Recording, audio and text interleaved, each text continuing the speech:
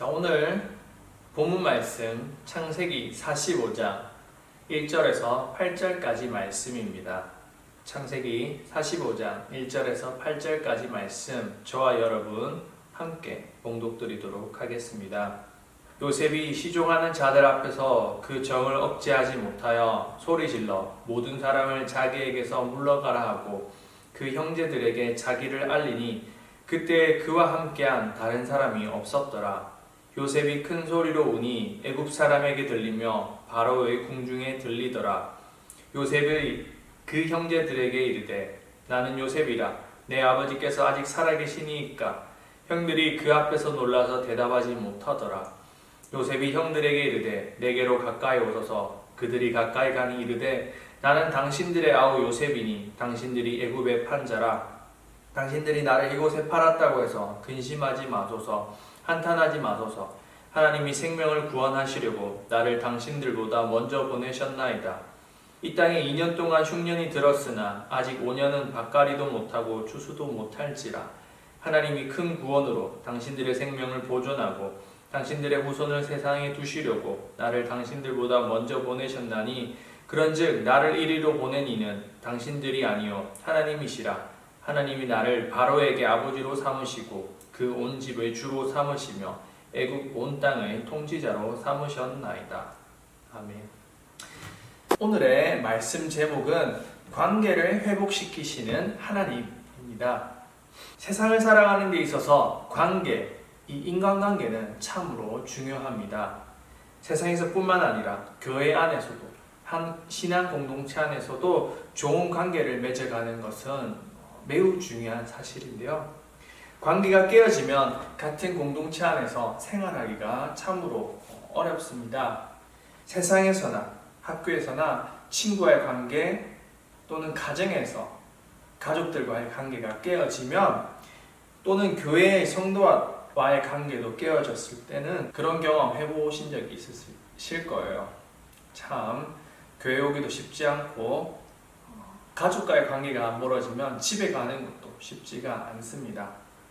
서로 싸우고 원수가 되어 다시 안 보면 되는 경우도 있지만 그럴 수 없는 현실도 있죠. 자, 오늘은 그래서 그 관계, 인간관계에 대해서 한번 본문을 통하여서 함께 말씀을 나누고자 합니다. 교회에는 중요한 5가지 기능이 있다라고 하는데요. 먼저 예배, 교육, 봉사, 전도, 그리고 마지막으로 교제, 이렇게 5가지가 있다고 합니다. 오늘은 그 5가지 중 교제, 관계 속에서도 교제에 대해서 말해보고자 하는데요.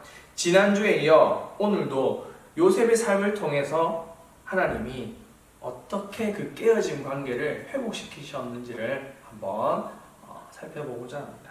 여러분 혹시 창세기 아시죠? 구약성경의 제일 첫 번째 책 창세기 1장에서부터 창세기 몇 장까지 적혀져 있는지 혹시 아시나요? 창세기는 1장부터 50장까지 그렇게 쓰여져 있는 책입니다. 그런데 창세기 37장부터 50장까지는 오로지 그 본문의 주인공은 누구냐? 바로 이 요셉, 우리가 보고 있는 요셉이 주인공인데요. 요셉 이야기로 이루어져 있습니다. 특별히 오늘 본문 창세기 45장 그 중간쯤에 해당하는 여기에는 요셉과 형제들이 화해하는 모습이 나오는데요. 간단하게 요셉 이야기를 해보죠. 지난주에 여러분이 들었던 거 기억나실지 모르겠어요. 실패합시다 라는 제목으로 전사님이 설교를 전했는데 간단하게 얘기하면 그런 내용이었어요. 요셉의 아버지 야곱에게는 4명의 아내가 있었습니다. 그리고 그 아내들은 각자 아들, 딸들을 놓았고 자녀들을 낳아 아들만 12명이었습니다. 이스라엘을 12지파의 시초가 된 그들이죠. 물론 나중에 얘기하겠지만 요셉은 2지파 몫을 차지해서 자신의 아들 므낫세와 에브라임 이렇게 지파 각자가 되어서 2지파 몫을 차지하였지만 어찌됐든 이스라엘의 12지파 시초가 된 그 사람들이 형들이 있었습니다. 그런데 요셉의 아버지 야곱은 그 자녀들 모두를 다 사랑했지만 특별히 자기가 제일 사랑하는 아내 삼촌 라반에게서 속아가면서 겨우겨우 얻은 그 아내 라헬을 특별히 사랑하였는데요. 그 라헬을 영어로 레이첼이죠. 이 라헬의 첫째 아들 요셉을 특히나 더 사랑하였다라고 성경에서는 기록하고 있습니다. 요셉은 아버지의 사랑을 많이 받았는데 이를 본 형들, 나머지 10명의 형들은 아버지의 편애 때문에 요셉을 무척이나 싫어했습니다. 거기다가 요셉이 꿈을 꾸면 자기의 곡식단이 우뚝 서 있으면 자기 형들의 곡식단이 자기에게 절을 한다고 하지를 않나. 형들이 잘못한 사실을 아버지 야곱에게 일러 바치질 않나. 형들의 눈에는 요셉이 아주 눈의 가시 같은 존재였습니다.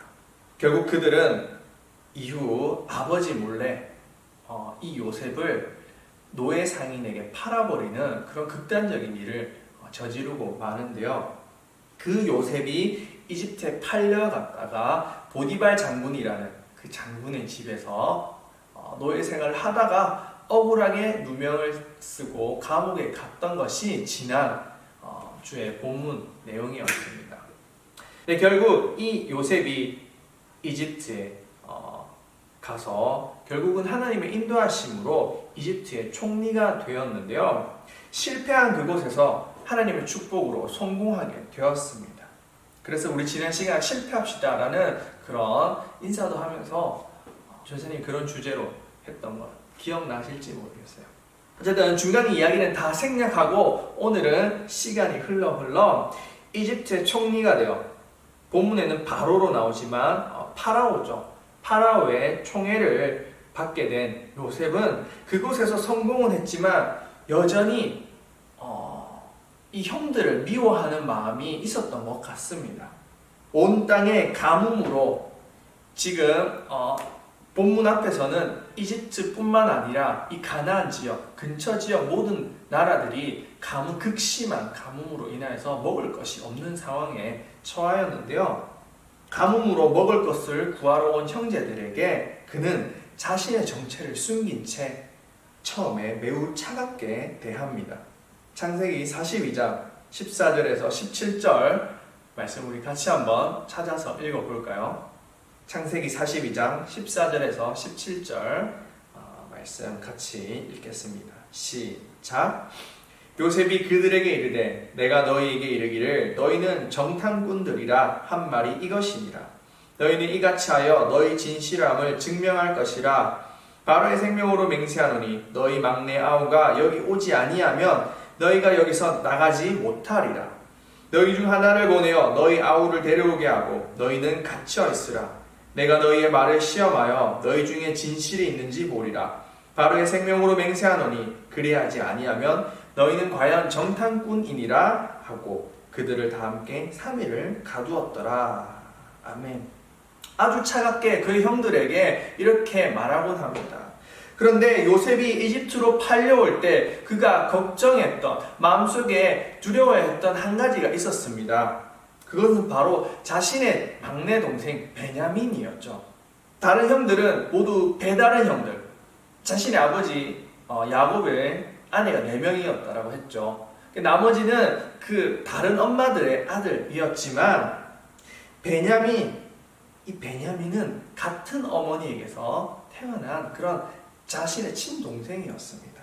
그런데 자기도 죽이려다가 이집트에 팔아버린 그 형들이 과연 내 막내 동생은 어떻게 해버렸을까라는 그러한 두려움이 그에게 있었던 것이죠. 이집트에 노예로 와 있을 때도 항상 걱정되는 건 친동생인 베냐민의 안부였을 것입니다. 왜냐하면 이미 자신의 어머니 라헬은 죽은 이후의 상황이었기 때문이죠. 이 베냐민을 보호해줄 사람이 아무도 없었던 것입니다. 그래서 창세기 42장 15절 우리가 좀 전에 읽었던 본문에서 요셉은 이집트 총리인 척하면서 형들에게 물어보는 것입니다. 너희 막내 아우가 여기 오지 아니하면 너희가 여기서 나가지 못하리라. 이 말은 결국 나처럼 내 동생 베냐민도 어디 팔아버렸거나 죽여버렸다면 내가 너희를 용서하지 않겠다라는 그런 뜻입니다. 결국 그들을 다시 이 형들을 풀어준 후 요셉은 형들에게 막내 동생을 반드시 데려오라고 명령합니다. 그리고 시간이 흘러 43장에서는 그렇게 막내 베냐민을 데리고 온 형들과 함께 식사를 하게 되는데요. 여전히 정체를 숨긴 채, 여전히 그 형들을 믿지 못한 채 그렇게 식사를 합니다. 우리 같이 한번 읽어볼까요? 창세기 43장 33절에서 34절까지 말씀입니다. 다 함께 시작. 그들이 요셉 앞에 앉되 그들의 나이에 따라 앉히게 되니 그들이 서로 이상히 여겼더라. 요셉이 자기 음식을 그들에게 주되 베냐민에게는 다른 사람보다 5배나 주매 그들이 마시며 요셉과 함께 즐거워하였더라. 아멘. 자, 이 식사를 마치고 요셉이 한 가지 일을 꾸미게 되는데요.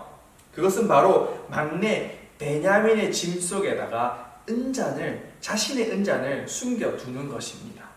그리고 이후에 나오는 본문에 보면 이 베냐민을 도둑이라 우기고 그를 잡아가게 되는데요. 이것은 요셉이 왜 이렇게 했을까? 라고 우리는 생각해 볼 수 있습니다. 왜 그렇게 했을까? 베냐민을 골탕 먹이기 위해서? 아니면 자신의 형들 한번 고생해봐라 이런 뜻이었을까요? 아마도 그 정황상 베냐민만 잡아가려고 한 것은 동생을 형들의 손에서 빼내어 자신의 곁에 두기 위하여 서였던 것 같습니다. 44장 17절에 보시면 요셉이 이르되 내가 결코 그리하지 아니하리라. 잔이 그 손에서 발견된 자만 내 종이 되고 너희는 평안히 너희 아버지께로 돌아가리라 라고 이렇게 말하거든요. 그 잔이 발견되자마자 형들이 잘못했어요 라고 빌었는데 아니다, 너네는 괜찮다. 그 잔이 발견된 사람만 내가 데리고 가겠다 라고 요셉이 말한 것입니다. 이때까지 요셉은 형들을 용서하지도 않은 것이고 믿지도 않은 것이죠. 그냥 동생 몰래 데리고 와서 그냥 우리 둘이 잘 살자 이런 식의 생각을 했던 것 같습니다. 다만 베냐민만 빼내서 자신과 행복하게 살려고 한 것이죠. 하지만 이때 형들 중 한 명인 유다가 나타나서 말을 합니다. 창세기 44장 30절에서 34절까지 말씀 같이 한번 읽어보겠습니다. 창세기 44장 30절에서 34절까지 말씀 다 함께 봉독드리겠습니다. 아버지의 생명과 아이의 생명이 서로 하나로 묶여 있거늘 이제 내가 주의 종 우리 아버지에게로 돌아갈 때 아이가 우리와 함께 가지 아니하면 아버지가 아이의 없음을 보고 죽으리니 이같이 되면 종들이 주의 종 우리 아버지가 흰머리로 슬퍼하며 수올로 내려가게 함이니이다. 주의 종이 내 아버지에게 아이를 담보하기를 내가 이를 아버지께로 데리고 돌아오지 아니하면 영영이 아버지께 죄짐을 지리이다 하였사오니 이제 주의 종으로 그 아이를 대신하여 머물러 있어 내 주의 종이 되게 하시고 그 아이는 그의 형제들과 함께 올려 보내소서. 그 아이가 나와 함께 가지 아니하면 내가 어찌 내 아버지에게로 올라갈 수 있으리이까. 두렵건대 제 애가 내 아버지에게 미침을 보리이다 라고 유다가 말을 합니다. 네 번째 형인 유다가 와서 말을 합니다. 우리 아버지가 이 아이를 너무나도 사랑하는데, 이 베냐민을 너무나도 사랑하는데 이 아이가 돌아가지 않으면 우리 아버지 죽는다라고 지금 그가 본문에서 호소하고 있는 것이죠. 31절에 스올이라는 단어가 나오는데 유대인의 세계관에서 이 스올, 아버지가 스올로 간다라고 말하는데 유대인의 세계관에서 죽고 나면 가는 곳이 바로 이 스올입니다. 천국도 아닌 지옥도 아닌 죽으면 누구나 가는 그런 곳인 사후세계죠. 자신의 아버지를 자꾸 이야기하며 우리 아버지 죽는다, 우리 아버지의 마음을 이해해달라 라고 그가 계속해서 설득을 합니다. 그리고는 유다가 자신의 동생 그 베냐민을 위해서 자신을 잡아가고 얘는 풀어주라라고 그렇게 말을 합니다. 그런데 이 유다가 누구인지 우리는 분명히 알 필요가 있습니다. 이 유다가 누구입니까? 사실 그는 이전에 요셉을 이집트에 팔자고 제안했던 사람입니다. 창세기 37장에서 형들이 요셉을 죽이자, 야 얘 그냥 죽여버리자라고 말했을 때 그럴 바에야 그냥 팔아버리자라고 말했던 사람입니다. 요셉을 좋아하고 요셉을 아껴서 살리기 위해서 그랬던 게 아니라 그냥 그냥 우리 돈이라도 받고 그냥 얘 팔아버리자 라고 했던 그런 사람입니다. 제가 한번 읽어보겠습니다. 창세기 37장 26절에서 27절 말씀입니다. 유다가 자기 형제들에게 이르되 우리가 우리 동생을 죽이고 그의 피를 덮어둔들 무엇이 유익할까? 자, 그를 이스마엘 사람들에게 팔고 그에게 우리 손을 대지 말자. 그는 우리의 동생이요 우리의 혈육이니라 하며 그의 형제들이 청종하였더라. 이 동생을 노예로 팔아버린 이 유다, 아주 무지막지하죠. 그때 당시에 노예는 뭐 인권 이런 것도 없었고 언제 죽어도 상관없는 그런 재산 정도로밖에 취급되지 않던 시절이었습니다. 살리기 위해서가 아니라 그냥 뭐 어떻게 되는 상관없다라는 식으로 이 유다가 말을 한 것이죠. 그런데 동생을 노예로 팔아버린 유다가 오늘 본문에서는 완전히 바뀌게 됩니다. 그 막내 동생을 위해서, 이 베냐민을 위해서 베냐민은 풀어주고 차라리 내가 갇히겠다라고 그렇게 고백하고 있습니다. 아버지의 생명과 아이의 생명이 하나로 연결되어 있다고 하면서 말입니다. 이 대답에 요셉이 그만 울어버리게 되죠. 자신의 감정을 주체하지 못하고 큰 소리로 웁니다. 오늘의 본문 말씀 창세기 45장 1절에서 2절 말씀입니다. 같이 읽겠습니다. 함께 시작. 요셉이 시종하는 자들 앞에서 그 정을 억제하지 못하여 소리질러 모든 사람을 자기에게서 물러가라 하고 그 형제들에게 자기를 알리니 그때 그와 함께한 다른 사람이 없었더라. 요셉이 큰 소리로 우니 애굽 사람에게 들리며 바로의 궁중에 들리더라. 아멘. 자신을 버리고 죽이려고 했던 형들이 너무나도 미웠고 원망스러웠는데 여전히 그럴 줄 알았던 형들을 미운 눈으로 그때 그 형들이겠지 하면서 이렇게 의심의 눈초리로 보고 있던 이 요셉이 자기를 그 구덩이에 빠져 있을 때 자기들을 요셉을 죽일까 말까 아니면 노예로 팔아버릴까 말까 이렇게 고민하면서 토론했던 형들이 너무나도 그 미웠던 형들이 여전히 그럴 줄 알았던 형들이 그러지 않고 막내 동생을 챙기고 베냐민 대신에 내가 감옥에 가겠다라고 말하니 그 원망과 미움의 마음 여러 가지 복잡한 감정들이었겠죠. 그것들 때문에 요셉이 그만 형들 앞에서 펑펑 울게 된 것입니다. 그토록 미웠던 형 유다가 막내 동생을 챙기는 것을 보니까 그만 마음이 녹아내려 버린 것이죠. 자, 그런데 어떻게 형 유다는 이렇게 바뀔 수가 있었을까? 궁금하죠? 근데 앞서 말했듯이 창세기 37장부터 50장까지는 온전히 요셉이 주인공이고 요셉 이야기로 되어 있습니다. 그런데 창세기 38장에서 뜬금없이 이 요셉이 이스마엘 사람들에게 노예로 팔리고 난 후 바로 그 다음 장에 이어서 유다 이야기가 나오는데요. 형 유다가 며느리 다말과의 그런 관계들이 나오게 됩니다. 근데 구약학자들은 유다 이야기가 뜬금없이 나오는 데다가 내용도 그렇게 막 좋은 이야기가 아니거든요. 성경에 담을 만한 이야기가 아니기 때문에 매우 난감해하면서 그 본문을 풀고는 하는데요. 그러나 그 38장에는 요셉 이야기와 오늘의 본문에서 아주 중요한 내용이 담겨져 있습니다. 38장이 있을 수밖에 없는 이유가 있는 것이죠. 유다가 변화된 이유가 바로 이 창세기 38장에 나와 있기 때문입니다. 그가 자식을 잃어버린 아비의 마음을 잘 표현하는 것도, 그가 38장 내용에서 두 아들 엘과 오난을 잃어버리고 그의 딸도 일찍 죽는 경험을 그는 38장에서 겪게 됩니다. 그런데 자식을 잃고 나서 보니까 자신의 아버지 그 야곱이 그토록 아끼던 요셉을 잃어버린 그 마음을 알게 된 것이죠. 자식은 부모가 되어 보고서야 부모님을 이해한다라고 말합니다. 저 역시 아버지가 되어 보고서야 아론이와 샤론이가 태어나고서야 아버지를 부모님을 조금 더 이해하게 됐습니다. 간단한 예로 저희는 사실 가족끼리 치킨을 자주 시켜 먹어요. 생일이든 아니든 무슨 좋은 일이 있다 하면 치킨을 시켜 먹곤 했는데 저희 아버지는 매번 한두 조각만 먹고 나서 그냥 방으로 들어가셨어요. 그래서 저는 어른이 되면 그냥 치킨이 싫구나 막연하게 그렇게 생각했습니다. 남아있는 치킨 보고 먹으면서 그렇게 행복했던 어릴 적 기억이 나는데요. 그런데 어느 날 제가 결혼을 하고 나서 치킨을 먹다가 좀 많이 남았어요. 근데 아버지 혼자서 치킨이 그 한 마리 달하는 걸 거의 이렇게 다 드시더라고요. 근데 그때 제가 느꼈습니다. 아버지는 치킨을 싫어하는 게 아니시구나.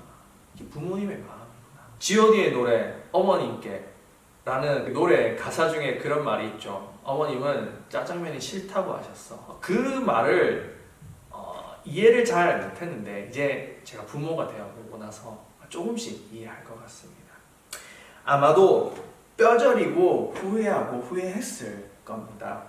이 유다는 자식을 잃은 그 아비가 되어보고 나서야 아버지 야곱의 마음을 이해하게 된 것이죠. 오늘의 이 이야기를 통해 우리는 깨어진 가정과 형제들의 불화 속에서 회복되어지는 모습을 우리는 이렇게 볼 수가 있습니다. 깨어진 관계가 회복되는 것이죠. 이에 요셉은 고백합니다. 숨겨왔던 정체를 밝히고 형들에게 말합니다. 이 모든 것이 하나님께서 하시는 일이라고 그는 고백합니다. 오늘 본문 4절, 5절에 보시면 요셉이 이렇게 말합니다. 제가 읽겠습니다. 요셉이 형들에게 이르되 내게로 가까이 오소서. 그들이 가까이 가니 이르되 나는 당신들의 아우 요셉이니 당신들이 애굽의 판자라. 당신들이 나를 이곳에 팔았다고 해서 근심하지 마소서. 한탄하지 마소서. 하나님이 생명을 구원하시려고 나를 당신들보다 먼저 보내셨나이다. 아멘. 자, 그 다음부터 같이 한번 읽어볼까요? 6절, 8절 같이 읽겠습니다. 시작.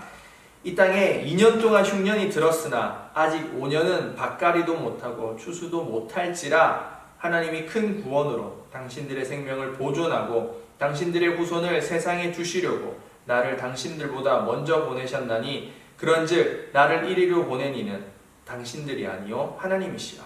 하나님이 나를 바로에게 아버지로 삼으시고 그 온 집의 주로 삼으시며 애굽 온 땅의 통치자로 삼으셨나이다. 아멘. 결국 이 모든 일은 하나님이 하셨다라고 요셉은 고백하고 있습니다. 하나님이 계획하셨고 비록 형들의 잘못이 있기는 있었지만 그 일을 통해서도 하나님이 역사하셨다. 나를 애굽에 보내셨고 나를 이 이집트 파라오 밑에 총리가 되게 하셨다라고 그가 고백하고 있습니다. 우리는 오늘 이 말씀을 통하여서 하나님의 역사하심을 볼 수가 있습니다. 깨어진 관계를 회복시키시고 원수를 사랑할 수 있게 하신 가족끼리 완전한 원수가 되었는데 그 원수가 된 가족을 회복시킨 모습을 우리는 볼 수가 있습니다. 서로에게 이를 갈고 미워했던 관계가 회복되게 만드셨습니다. 그런데 우리의 삶에도 이러한 관계가 있습니다.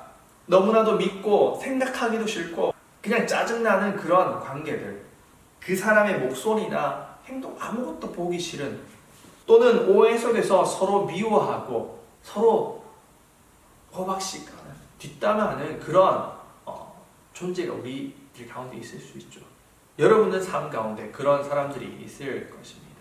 혹시 모르죠. 저를 또 미워하는 사람도 있을지도 모르겠어요. 부모님 때문에 설교는 듣는데 오늘 왜 이래 설교는 또 길어 뭐 이렇게 얘기하는 친구도 있을지 모르겠어요. 뭐 그런 친구는 없겠죠. 그러나 있어도 괜찮습니다. 왜냐하면 그러한 관계를 회복시키는 분이 바로 우리 하나님이시기 때문입니다. 이 땅에 오신 예수님의 사역, 우리는 또한 기억해 볼 필요가 있습니다.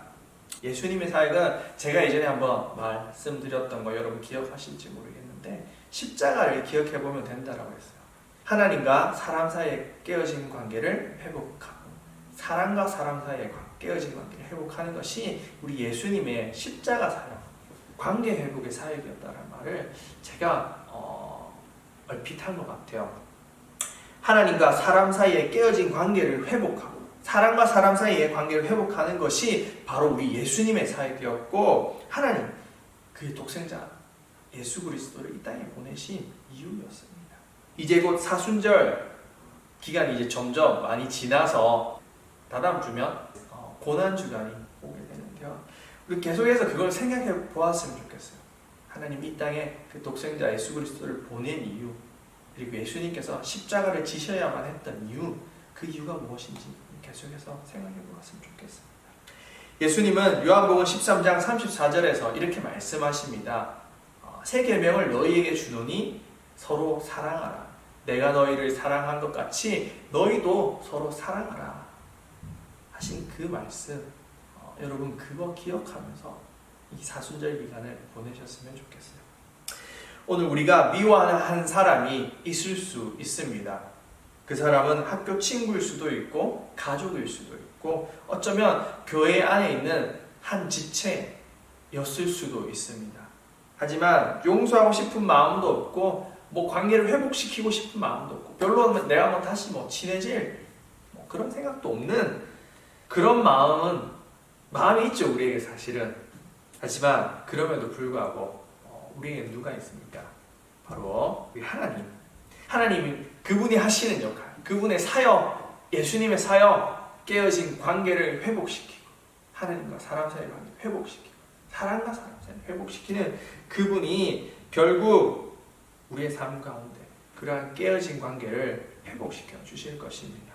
우리 자신을 바라보면 회복에 대한 희망도 없고 그러고 싶은 생각도 없지만 하나님은 그걸 넘어가지 않으시고 우리 삶 가운데서 끊임없이 그런 관계에 대해서 말씀하시고 회복하라 또한 말씀하십니다.